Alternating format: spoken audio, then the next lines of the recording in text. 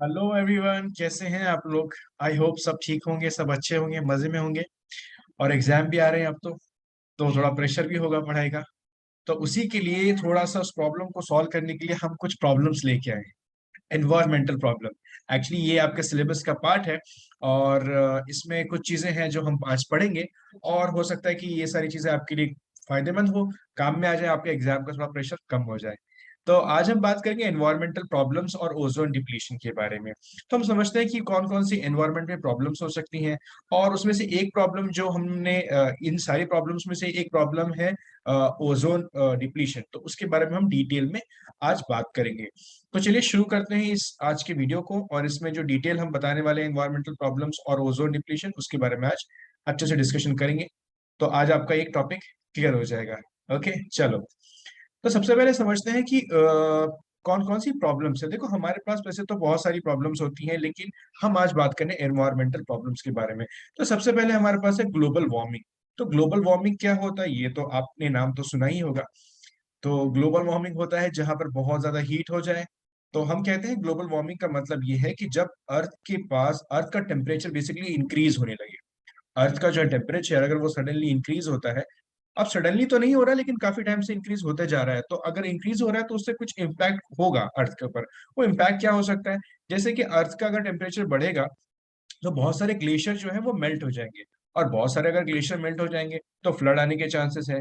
ऐसे बहुत सारे प्रॉब्लम्स और होने के चांसेस है, जिससे कि बहुत सारा प्रॉब्लम्स हो सकती हैं। तो ये एक बहुत सीरियस इशू है जिसको हम टैकल कर सकते हैं। दूसरा एक प्रॉब्लम है एसिड रेन का। अब एसिड रेन की बात करें तो ये एसिड कहाँ से आया और ये एसिड रेन के फॉर्म में कहाँ से आ रहा है। तो होता क्या है कि हमारे पास जैसे जो पॉल्यूशंस होते हैं, कुछ पॉल्यूशन इस टाइप के होते हैं। जैसे कि अगर हम एयर पोल्यूशन की बात करें तो एयर पोल्यूशन क्या करते हैं। एयर पोल्यूशन का कुछ एलिमेंट्स ऐसे हैं जो कि एटमॉस्फेयर में जाते हैं, आप तो जानते हैं। जैसे कि अगर हम ऑटोमोबाइल की बात करें तो ऑटोमोबाइल से निकलने वाले जो पोल्यूटेंट्स हैं वो कहाँ जा रहे हैं? बेसिकली वो एटमॉस्फेयर में जा रहे हैं। और वो एटमॉस्फेयर में जाने के बाद क्या होता है कि वो रिएक्ट कर लेते हैं पानी के साथ। अब पानी कहाँ से आया? ये पानी बेसिकली होता है जो रेन के फॉर्म में, जैसे कि क्लाउड्स होते हैं, क्लाउड्स तो आसमान में होते हैं, एटमॉस्फेयर में होते हैं। अब वहां से ये पानी के साथ रेन के साथ मिक्स हो जाते हैं। अब जब ये पानी के साथ या रेन के साथ मिक्स हो जाते हैं तो सब फिर ये नीचे जब आते हैं तो ये एसिड बन जाते हैं। तो एग्जाम्पल लेते हैं सल्फर का। तो सल्फर डाइऑक्साइड जब पानी के साथ रिएक्ट करता है तो एक एसिड बन जाता है, सल्फ्यूरिक एसिड। और वो सल्फ्यूरिक एसिड जब नीचे आएगा तो वो काफी डेंजरस हो सकता है प्लांट्स के लिए, ह्यूमंस के लिए और एनिमल्स के लिए। अब ये जो केमिकल सब नीचे आने वाले हैं, ये सब जो डिफरेंट डिफरेंट टाइप के जो एसिड बन जाते हैं और वो नीचे आएंगे, तो सोचो ये कितने डेंजरस हो सकते हैं, कितना इनसे हमारे लाइफ पे कितना इम्पैक्ट हो सकता है। तो इससे प्लांट्स पे इसकी वजह से प्लांट पर भी असर पड़ता है, एनिमल्स पे भी होता है। इनफैक्ट अगर हमारे ऊपर ये एसिड रेन हो तो हम पर भी प्रॉब्लम्स हो सकती है। ओके, उसके बाद है हमारा ओजोन डिप्लीशन। अब ओजोन डिप्लीशन के बारे में है तो हम डिटेल में बात करेंगे, क्योंकि हमारा वो एक और एडिशनल टॉपिक है आज का। लेकिन मैं आपको बता दूं कि ओजोन से क्या होता है। बेसिकली ओजोन एक लेयर है। ओजोन एक लेयर है, एटमॉस्फेयर में ही है। ठीक है, अब उससे क्या होता है? उससे एक्चुअली ये होता है, जो अल्ट्रावायलेट रेज सन से आती है वो उनको प्रोटेक्ट करता है। अब अल्ट्रावायलेट रेज सन से जो आने वाली है उसको प्रोटेक्ट कौन करता है? ओजोन। अब प्रोटेक्ट करके इसको क्या मिलता है? ये प्रोटेक्ट जब करता है तो प्रोटेक्ट करने से हमको फायदा होता है। हमको फायदा ये होता है कि वो हमारे पर डायरेक्टली नहीं आती अल्ट्रावायलेट रेज, जिससे हम बच जाते हैं। उसके बारे में हम डिटेल में बात करेंगे इसके बाद।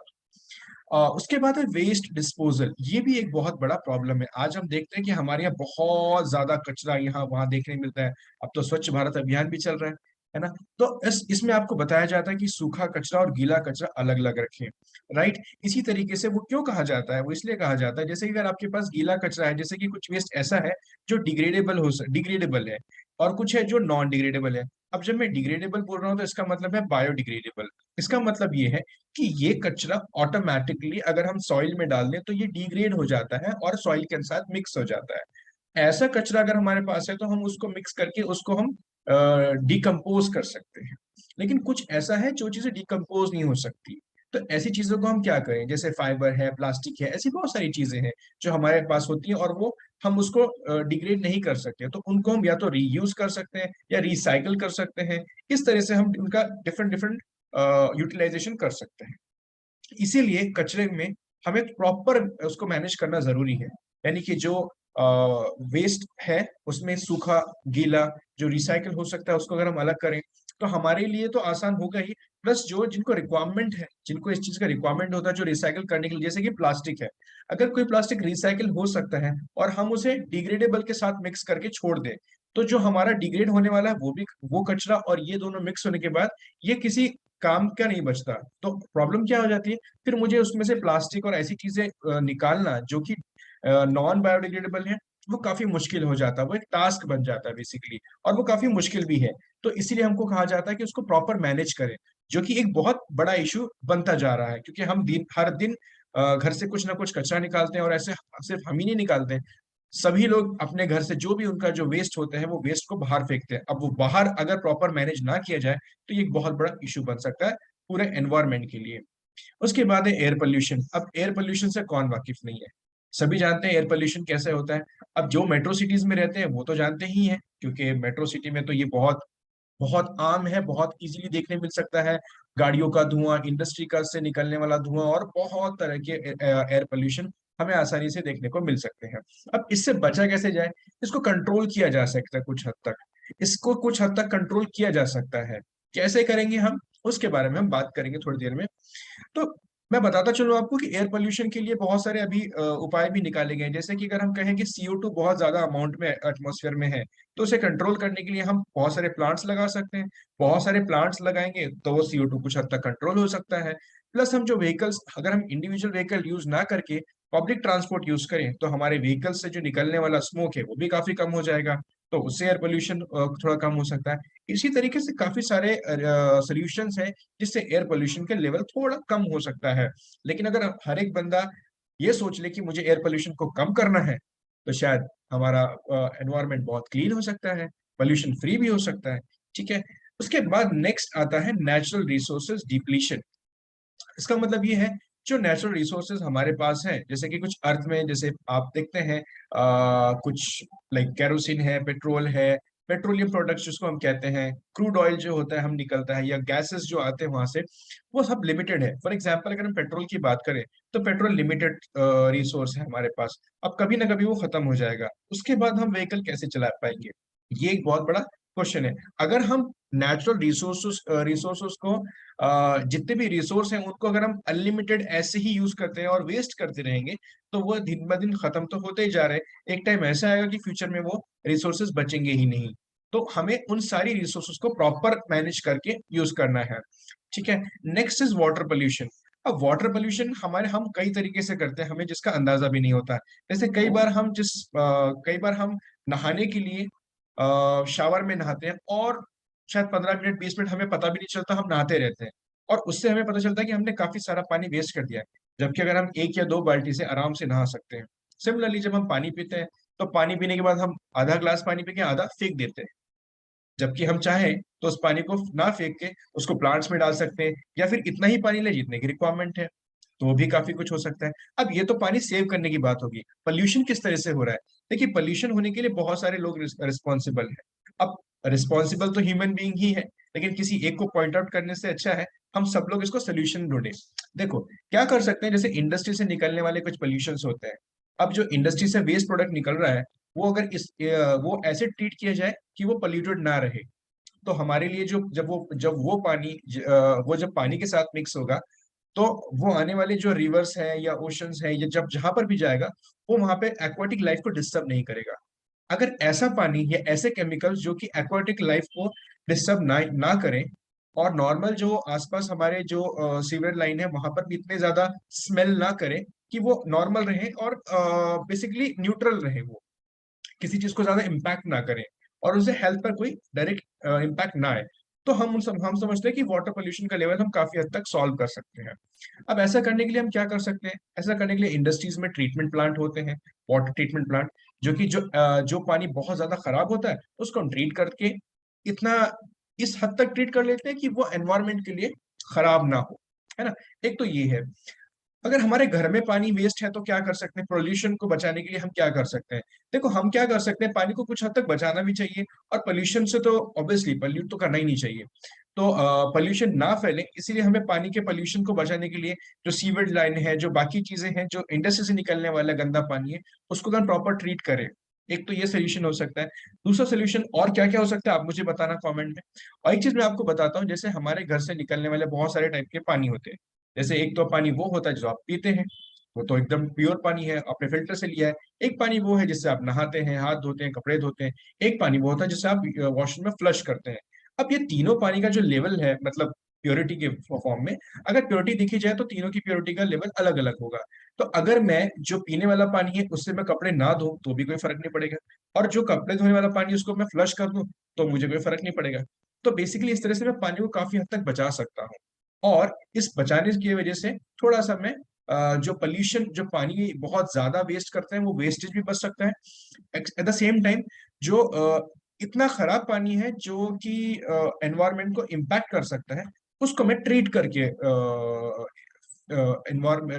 मैं उसको बाहर फेंकूं, जिससे कि एनवायरनमेंट को प्रॉब्लम ना हो। तो ये सबके रिस्पॉन्सिबिलिटी है कि ऐसा पानी जो एनवायरनमेंट को हार्म कर सकता है वो हमें खुले में नहीं फेंकना चाहिए। और ये स्पेशली कहाँ से आता है, इंडस्ट्रीज से आता है।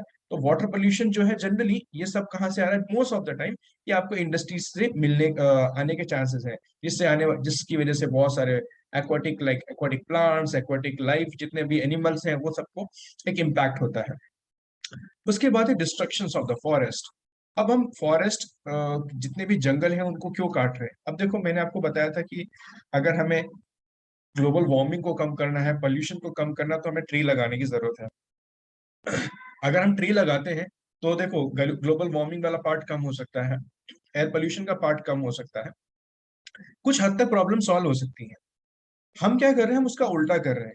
हमें प्लांट बढ़ाने चाहिए, लगाने चाहिए, और हम क्या कर रहे हैं, प्लांट्स को ही काट रहे हैं। जब हम प्लांट्स को ही काट देंगे तो प्रॉब्लम्स तो और बढ़ेंगी ना। जो एयर पोल्यूशन ठीक कर सकता था वो कौन था, प्लांट, और उसी को हमने क्या कर दिया, काट दिया। तो प्रॉब्लम अब खत्म कहाँ हो गई, अब तो बढ़ेंगी। तो अगर प्रॉब्लम्स ही बढ़ने लगेंगी, जो सोल्यूशन जो सॉल्व कर सकता था वो ही नहीं रहेगा, तो प्रॉब्लम सॉल्व कैसी होगी? तो हमारे पास सोल्यूशन है और हम उसको ही काट रहे हैं। तो हमें प्लांट्स को काटना कभी नहीं है।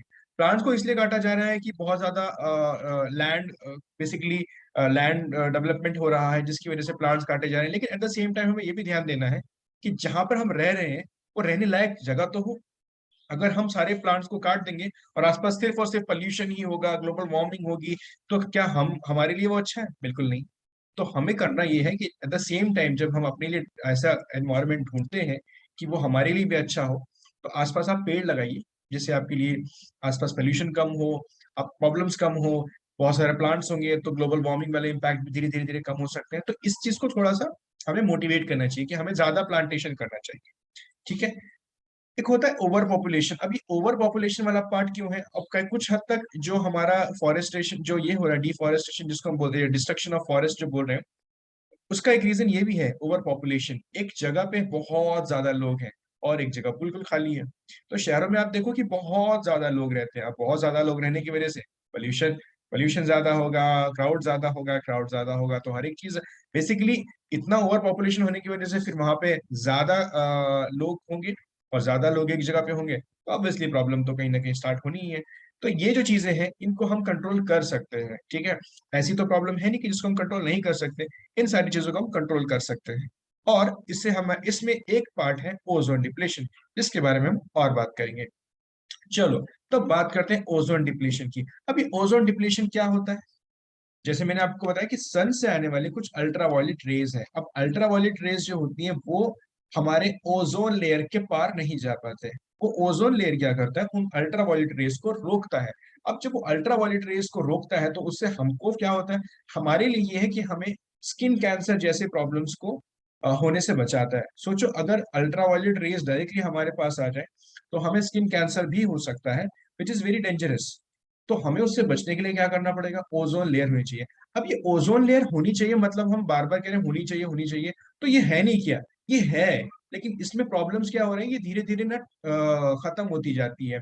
जैसे कि कुछ चीजें हैं जिसको हम कहते हैं CFC, यानी क्लोरोफ्लोरोकार्बन्स। अब ये क्लोरोफ्लोरोकार्बन्स जो होते हैं जब ये एटमॉस्फेयर में जाते हैं तो होता यह है कि ये ओजोन लेयर के साथ रिएक्ट कर लेते हैं और ओजोन लेयर को तोड़ देते हैं। इसलिए कई बार आपने सुना होगा कि ओजोन लेयर में होल हो गया है। तो अगर आप देखो यहाँ पर ध्यान से, यहाँ देखो आप, ये जो पार्ट आप देख रहे हो ये वाला, ये पार्ट कुछ ऐसा है जहां पर ओजोन लेयर कम होती जा रही है।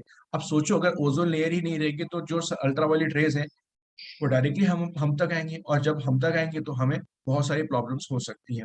अब ये होता कैसे है बेसिकली, मैं आपको बताता हूँ कि O2 ये क्या होता है, आप सब जानते हैं, इसको हम ऑक्सीजन कहते हैं। अब ऑक्सीजन क्या होती है, अल्ट्रावायलेट रेज जो होती है,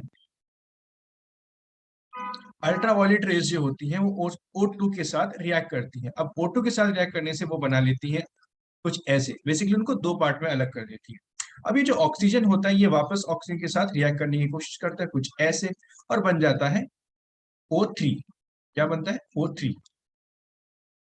O3, अब ये O3 ही क्या है, ओजोन है। इसको हम क्या कहते हैं, ओजोन कहते हैं। अब ये ओजोन है, यही वो ओजोन है जो हमारे लिए एक ओजोन का लेयर जैसा होता है। अब आप देख रहे हो कि ये कहाँ पर, ये ट्रोपोस्फेयर के ऊपर है।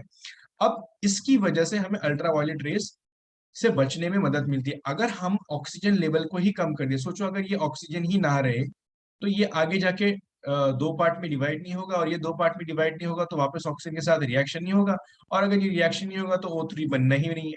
तो O3 को बनने के लिए आपको ऑक्सीजन होना चाहिए, और ऑक्सीजन कैसे आएगी, वो तो प्लांट से आती है।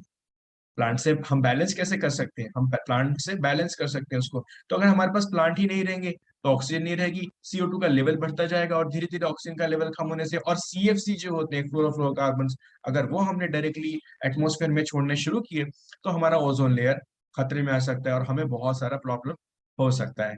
ठीक है, तो ये था, आज हमने बात किया कुछ प्रॉब्लम्स में, इन्वायरमेंटल प्रॉब्लम्स, और उसमें ओजोन लेयर के बारे में हमने डिस्कस किया। तो नेक्स्ट वीडियो में हम मिलेंगे फिर नया टॉपिक के साथ। ठीक है, तो फिर मिलते हैं नेक्स्ट वीडियो में।